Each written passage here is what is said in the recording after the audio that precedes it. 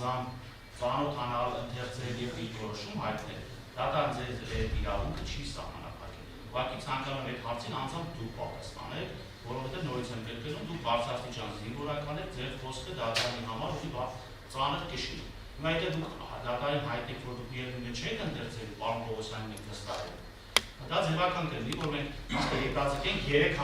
համաձայնեցես, դուք հաջորդ դատական նիստերին օրինակ հրապարակեք, որ դուք չեք կարտացել, ցանկությունը չունեք կարտալու, դա ավելի քիչ կարծում եմ ճիշտ չի լինի։ Եթե դուք ընթերցելու եք, կարտալու եք, ծանոթանալու եք, գալու եք դիրքորոշում հայտնեք, մենք ձեզ այդ հնարավորություն կձեռնենք։ Я одно я скажу, если вы нам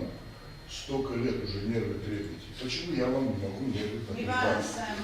Вы не предъявите легально. Խաչատուրով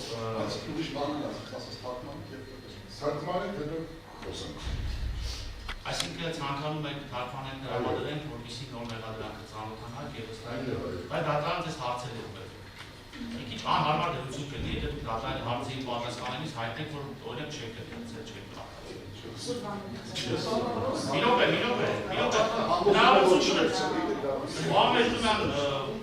կարծում եմ պարոն Խաչատուրովի ոսկին առարկել, պարոն Խաչատուրովը լավագույնս կարող է դատարանի հարցին պատասխանել եւ Вы, если преподаете, я не ваш студент, что вы меня о чем-то спрашивали, я вам отвечаю.